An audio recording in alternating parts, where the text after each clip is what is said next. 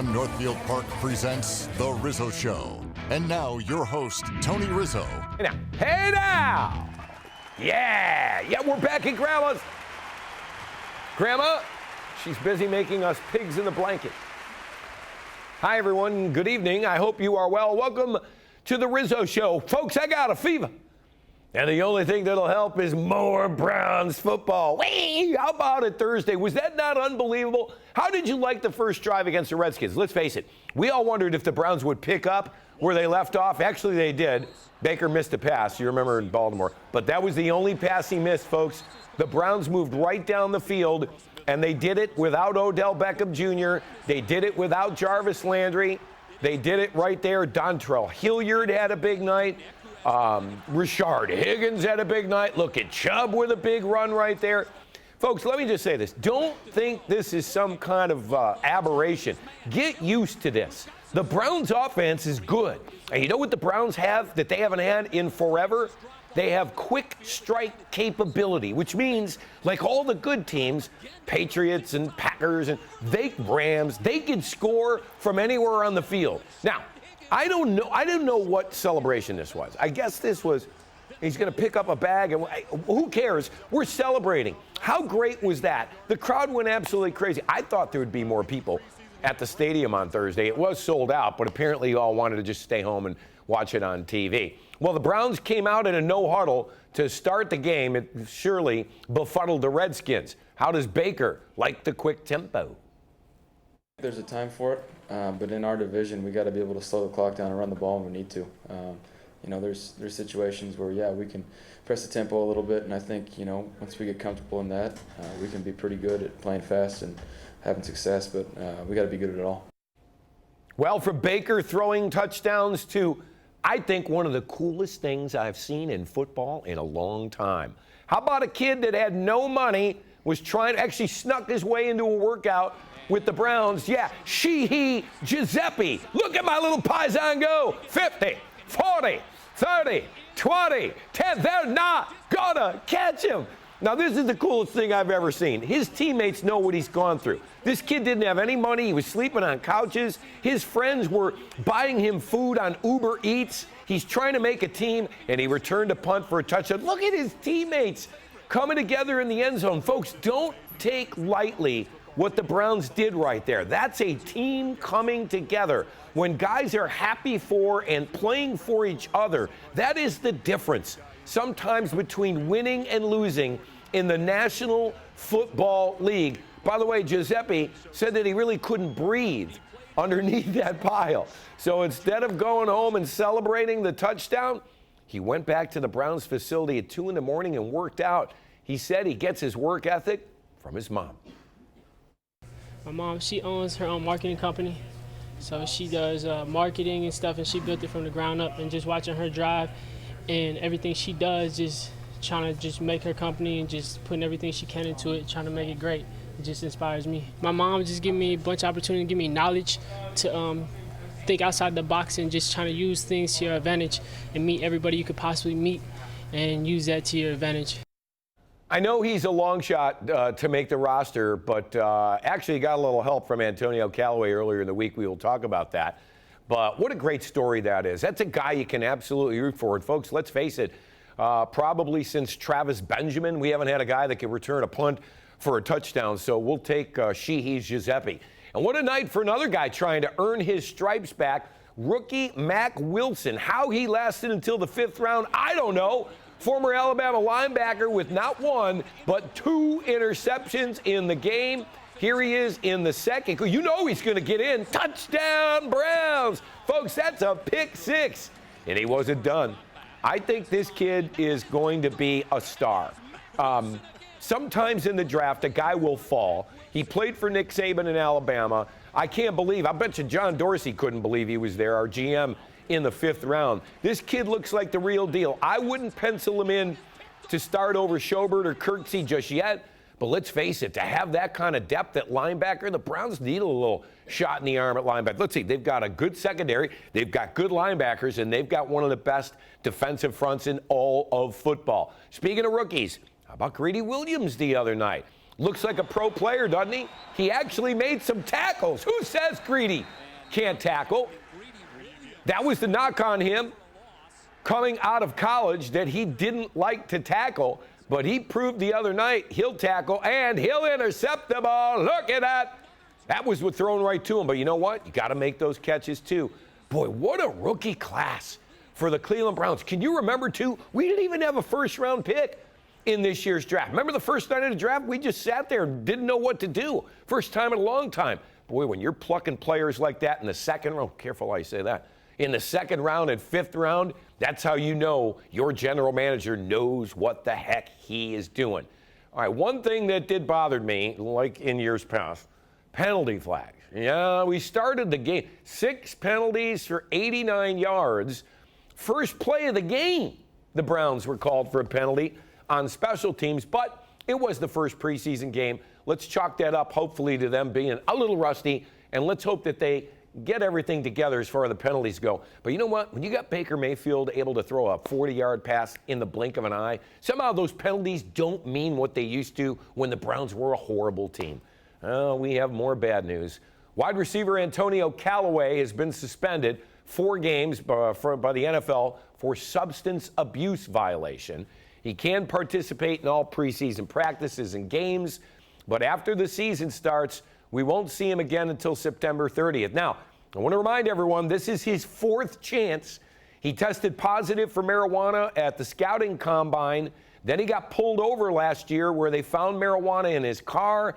The Browns seem to be receptive to letting him try and work his way back in. And here's why, I think. Folks, marijuana is legal in a bunch of states across the United States. They don't test for marijuana in the NBA. And eventually they're not going to test for marijuana in the NFL. Now, here's the thinking, at least what the players think. Because they hit so hard and they work so hard, rather than taking pills and opioids, a lot of the kids like to smoke marijuana. They think it helps them deal with all the pain that they deal with being an NFL player. The league needs to recognize this and try and make some concessions. I mean, if it is legal in states all over the U.S., it's about time maybe the NFL changes their policy on marijuana. Browns head coach Freddie Kitchens addressed the situation on Friday. He knows what he has to do, so we will evaluate the situation as it goes forward. But yeah, if you talk about my relationship with Tonio, I'd say yes. I like the kid. I think he's a good person. Sometimes people lump these sort of things into being a bad person. This is a great kid now. So we're going to support him until he proves us otherwise. He knows what he has to do, though. I'll tell you what he has to do. I think one more slip up, and the Browns are probably going to let him go. So let's cross our fingers and hope that the young man gets it together. And let's hope that the league steps up at some point, too. Boy, is John Dorsey the executive of the year? I think so. As we say, next man up. We'll see how the Browns receiving corps responds. And, a little drama as Duke is gone. The Dorse coming through again. Rizzo Show will be right back.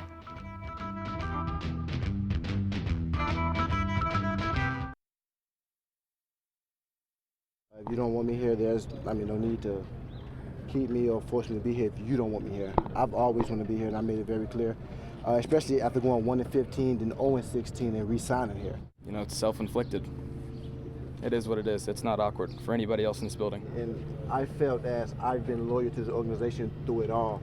And the moment that I no longer have loyalty, and that's even in my personal life, even with friends and family, the moment the loyalty stops, it stops on both ends. This is not a one-way street. It stops on my end as well. But that stopped me from doing my job? Of course not. Like, that's not going to stop me. Me being upset, me being, still want to be traded would not stop me from coming out here performing at the high levels. You're either on this train or you're not. It's moving.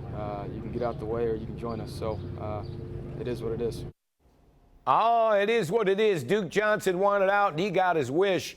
After the Browns signed Kareem Hunt, it seemed as if Duke was destined to be gone. The Browns said all the right things and that he was a good player and he's under contract. But, folks, John Dorsey had a price, and the price was met by the Houston Texans. The Browns wanted a 4th-round pick.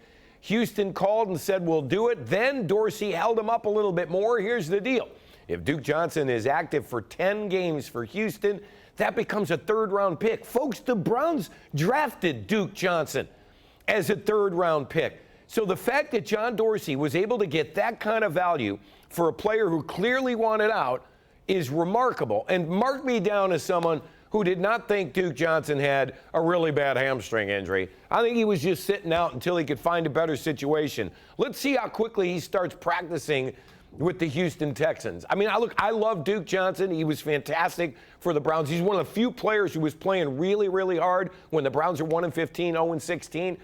But as Baker Mayfield said, if you don't want to be here, you got to have guys that want to be on this team. All right? Done. Other NFL news and notes. How about the Raiders and Antonio Brown? Folks, Antonio Brown is not a bowl full of crazy. He's a garbage can full of crazy. First his feet, now his helmet. He told the NFL he's not going to play this season unless he can wear his old helmet. The problem is the league says you can't wear that helmet anymore. There are 34 different models of helmets that the NFL has available to their players, and apparently Antonio Brown cannot find one of them. You know what? I love to see this kind of drama with other teams. Why? Because it was with us for so long. Now we can sit back and laugh at the Raiders and Antonio Brown. I think the Raiders, folks, are going to win about 4 or 5 games this year. By the way, Brown says the helmet interferes with his vision. Yeah, me too. Switching gears, football to baseball. How about you try, baby? How about it? How about that Twins? Take that, Minnesota. The Twinkies found out, folks, the Indians are for real. Love the fight this weekend. And you know what the key has been, don't you? Hey, Jose, Jose, Jose. Oh, Jose Ramirez is starting to look like Jose Ramirez. Also, the new additions are coming up big. Yasiel Puig is absolutely helping the Tribe, and the starting pitching, including Clevenger and Bieber, has been unbelievable. Man, the Indians are making a run. Clevenger 7-2, Bieber is 12-4. And let me just say, after losing Cookie Carrasco, man, I hope you're well cooked. And of course, Corey Kluber to the broken arm. These two guys have stepped up. It is amazing. In a month and a half, the Indians had closed an 11.5 game lead, and the Twins are starting to feel it, folks. That's right. They realize they're in a pennant race. Does it look like playoff baseball? It's starting to, right? Well, the Indians are hoping to get Corey Kluber back by the end of the month. Here's some good news. He pitched in Columbus, went 3 innings, allowed 2 solo home runs. Kluber said afterwards he felt good. He's expected to make another rehab start Tuesday in Akron. Boy, if the Indians could get Corey Kluber back, even by the end of August or early September, they can make a real run. Don't think the playoffs are out of reach anymore because the Indians look like a playoff team. They are playing together. Try back in town tomorrow night as they host the Red Sox for 3 games, and then they head to New York. They're going to take on the Yankees in a 4-game series, and then they're going to play the Mets in New York. And by the way, the Mets are absolutely red hot as well. Can you say, go Tribe? Coming up, did somebody say taco? Is it Taco Sunday? I've got a great place. If you are in the mood for Mexican, please stay tuned.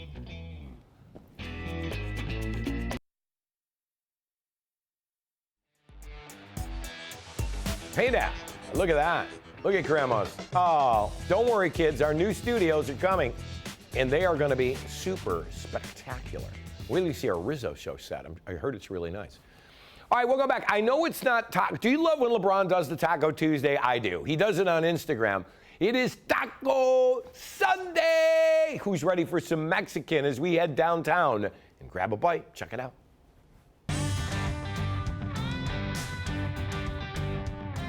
Folks, we are in downtown Cleveland on West 9th, and you know me, I love a good taco. We are here at Camino's Taco and Tequila Bar. Our general manager is the lovely Lindsay. She is with us. Lindsay, thanks for having us. How long have you guys been here? We've been here about a year, almost a year in April. And you're serving up great Mexican food? Yes, we are. Tacos, we have tacos, tequila, appetizers. Tacos, tequila, in that order, folks. We'll have to try a little bit of everything. I know you guys specialize in tacos. I love tacos. What are you going to make for us today? We're gonna make 4 different tacos today. We have a Baja taco, which is our fish taco. It's battered cod. It's Love that. excellent. Flank steak taco, very popular. A fresh cucumber slaw on Love top. Taco Dorado, it's a great option if you want a crispy taco. That's our crispy one. Okay. We have a guacamole flight for you. 3 different types of guacamole for you to try. Oh. And we have a duck taco, one of our more exotic. It's not going to flavored fly away on tacos. us, is it? All right, Nope, listen, it's not. I'm absolutely starving. Let's get back to the kitchen and see what we got. Okay.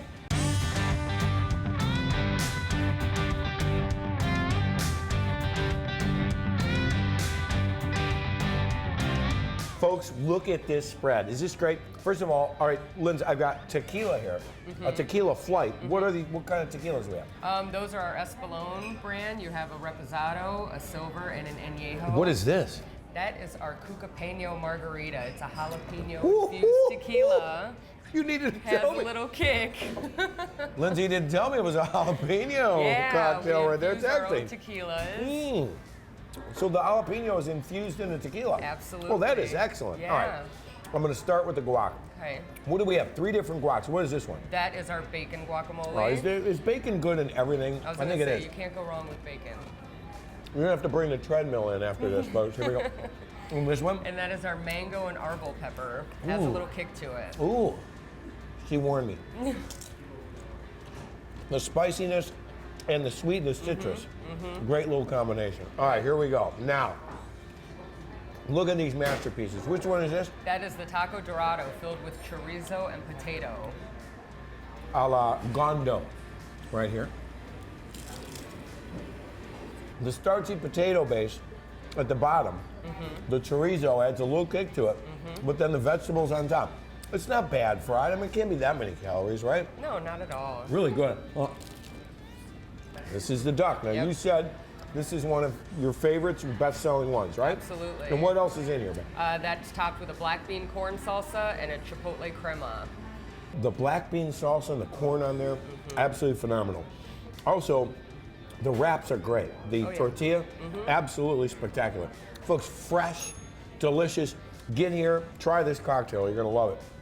Plus, you're going to have to eat about 5 tacos after you do. Great stuff, Lindsay. Thank you for being Thank you very our much. hostess with the mostest. And I got to tell you, the food is absolutely spectacular, fresh, really good. I'm going to get back to eating this. Is that all right?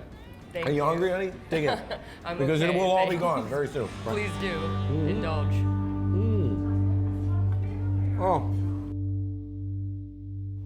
Oh, you know, people always watch the Rizzo Show and they're like when you do the food things, like I get so hungry on Sunday night. Folks, I'm hungry with you too. Those tacos were absolutely amazing. Camino is on West 9th Street and they're open Monday through Saturday. Another place to check out is our favorite, you know where, MGM Northfield Park. Let's see what's happening this week.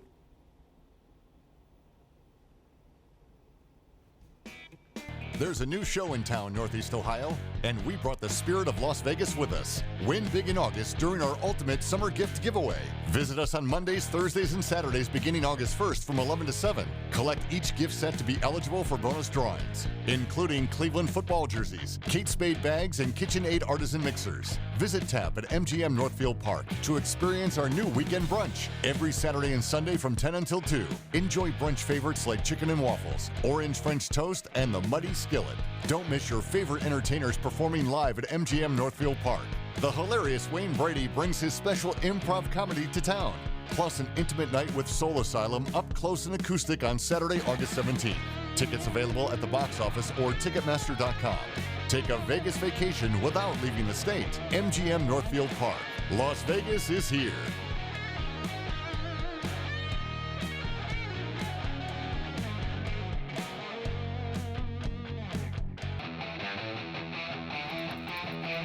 Yeah, listen to that shredding. Is that great? Welcome back, everybody. Don't go to sleep yet. No, please. Don't forget, stay tuned.